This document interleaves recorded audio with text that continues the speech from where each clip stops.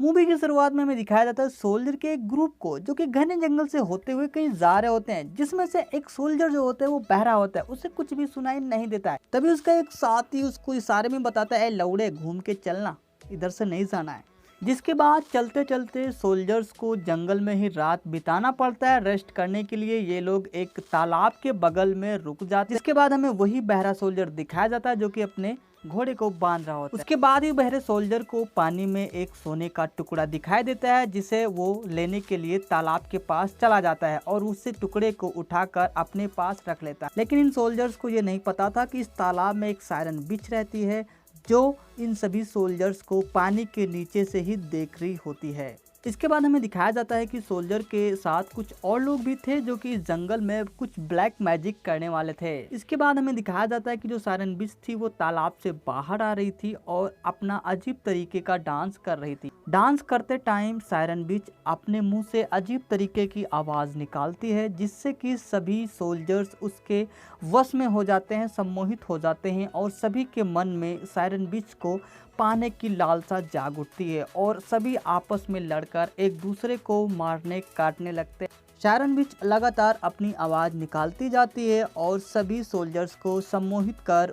उन्हीं को आपस में लड़वा कर एक दूसरे को मरवा देती है। वहीं पर हमें दिखाया जाता है कि जो बहरा सोल्जर है उसे समझ में नहीं आता है कि ये सोल्जर्स कहाँ जा रहे हैं और क्या करने की कोशिश कर रहे हैं।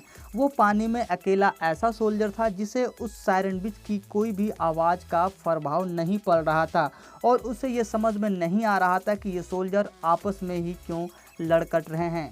और आगे की कहानी में हमें दिखाया जाता है कि सारे सोल्जर्स आपस में लड़कर मारे गए हैं और पानी के अंदर डूब चुके हैं। जिसके बाद कहानी में हमें दिखाया जाता है कि अब उस सायरन बिच की नज़र उस बहरे सोल्जर पर पड़ती है और वह देखकर यह आश्चर्यचकित हो जाती है कि आखिर में ये बंदा हमारी आवाज़ से क्यों नहीं प्रभावित हुआ। वो बार बार आवाज़ तरह तरह के आवाज़ निकालती रही, लेकिन जब बहरे सोल्जर को उसकी आवाज़ सुनाई नहीं दे रही थी तो उसके किसी भी जादू का उस पर कोई असर नहीं पड़ने वाला था।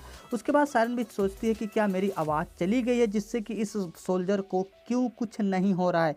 वह आश्चर्यचकित में थी और धीरे धीरे पानी के अंदर गायब हो जाती है। बहरा सोल्जर बहुत ही ज़्यादा डर जाता है और वो अपनी तलवार निकाल कर आगे बढ़ने लगता है। तभी हमें दिखाया जाता है कि जो सायरन बिच थी वो सोल्जर को पीछे पानी के अंदर से ही देख रही और कहीं ना कहीं सायरन बिच को उस बहरे सोल्जर से प्यार हो जाता है। अब बहरा सोल्जर की गांठ फट जाती है और वह जंगल से बाहर भागने लगता है। भागते दौरान सोल्जर पीछे देखता है और वह आगे एक पेड़ से टकरा जाता है और वहीं गिर जाता है। जिसके बाद हमें दिखाया जाता है कि सोल्जर को काफी चोटें लग चुकी है और उससे चला नहीं जा रहा है। रात का समय था, सोल्जर थक चुका था और अब उसे नींद आ जाती है और सोल्जर अपनी तलवार को जमीन में धंसाकर बगल में एक चादर पड़ी हुई थी उसको बिछाकर वहीं पर लेट जाता है और सोल्जर को नींद आ जाती है। जिसके बाद हम देख पाते हैं सायरन बिच उसी तालाब से बाहर आती है और सोल्जर के सामने अपने जलवे बिखेरने लगती है, यानी कि डांस करने लगती है। अब जब सोल्जर नहीं उठता है तब सायरन बिच भी उसके बगल में ही सो जाती है। जिसके बाद हमें दिखाया जाता है कि सुबह हो चुकी थी। अब सोल्जर की आंखें खुल चुकी थी। अब उसे यह फील होता है कि उसके कमर पर कुछ रखा हुआ है।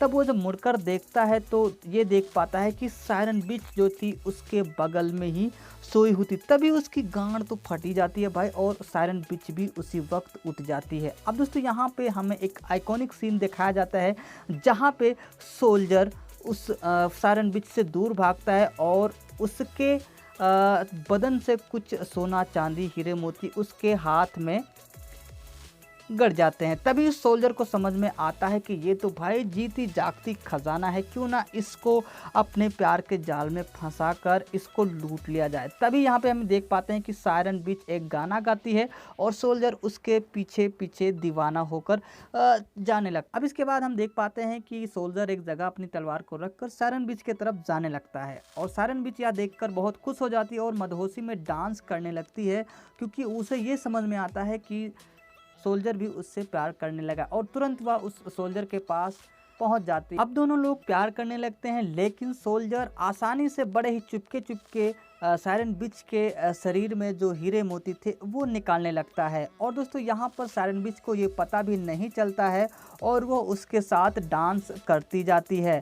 अब यहाँ पे सायरन बिच सोल्जर को किस भी करती है, बट उसके सोल्जर के होंठ भी घायल हो जाते हैं, लेकिन सोल्जर अपनी पीड़ा को बर्दाश्त करता रहा और उसके शरीर से हीरे मोती को नोचता रहा। अब यहाँ पे सोल्जर को ये तो पता था कि हाँ इस प्यार में दर्द तो बहुत है, लेकिन फ़ायदा भी बहुत। अब यहाँ पे हम देख पाते हैं सोल्जर एक झटके में सायरन बिच को बेहोश कर देता है और उसके शरीर से एक एक जवारात हीरे को नोचने लगता है। और यहाँ पे लास्ट में सारे हीरे जवारात नोचकर उसके बदन को नग्न कर देता है और उसको मारकर पानी में फेंक देता है। अब यहाँ पर हम देख पाते हैं कि पानी का जो कलर है वो बिल्कुल लाल होने लगा है और यहाँ पे सायरन बिच की बॉडी पानी से बहती हुई जा रही थी। अब यहाँ पे हमें सोल्जर को दिखाया जाता है जो कि हीरे जवाहरात को लेकर जंगल के बाहर की ओर जा रहा था। यहाँ पर हमें उसकी बॉडी को दिखाया जाता है, जहाँ पे हमें यह पता चलता है कि सायरन बिच जिंदी है। और यहाँ पे हमें तालाब के पानी को एकदम रेड देख पाते हैं, जो कि एक बहुत ही बड़ा विकराल रूप हमें देखने को मिलता है। जिसके बाद हम यहाँ पे देख पाते हैं कि सोल्जर जो है हीरे जवाहरात को लेकर चल नहीं पा रहा है, क्योंकि हीरे जवाहरात का वजन बहुत ही ज़्यादा था। अब यहाँ पे हम उसी सोल्जर को देख पाते हैं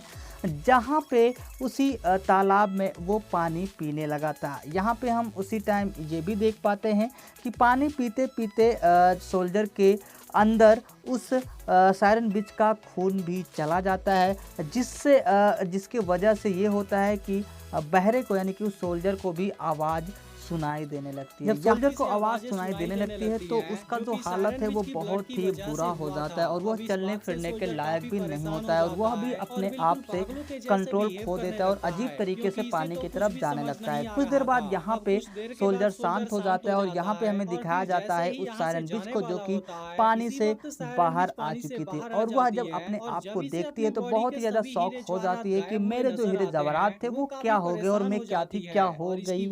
अब यहाँ पे उस सायरन बिच को भी पता चलता है सोल्जर ने उसके साथ धोखा किया है और वह बहुत ही ज़्यादा दुखी हो जाती है। अब उसके समझ में आ जाता है कि सोल्जर ने मुझसे नहीं मेरे हीरे जवाहरात से प्यार किया था। अब यहाँ पे क्या करती है सायरन बिच, भैया आप लोग भी जानते हो, जो सायरन बिच प्रत्येक सोल्जर के साथ की थी अब वो इस सोल्जर के साथ भी करने वाली थी। यहाँ पे वो अजीब तरीके से डांस करने लगती है और वो चिल्लाने लगती है, जिसकी आवाज़ सुनकर भैया सोल्जर की तो हालत खराब होनी ही होनी थी, क्योंकि उसने उसके साथ जो इतना बड़ा धोखा किया था। अब यहाँ पे उसको आवाज़ जब सुनाई देने लगी तो वो अपने आप को कंट्रोल नहीं कर पाता और उस सायरन बिच की तरफ जाने लगता है। अब यहाँ पे सायरन बिच की हम यहाँ पे सिचुएशन इमोशनल को देख सकते हैं, कितना ज़्यादा वो हो चुकी थी, पानी का कलर एकदम लाल था। और यहाँ पे अंत में हम देख पाते हैं कि सोल्जर भी पानी के अंदर डूब जाता है, जहाँ उसके बाकी साथी भी डूब गए थे और अंत में यहाँ पे ये सोल्जर भी मारा जाता है। और यहाँ पे हमें दिखाया जाता है कि सोल्जर की सारी बॉडी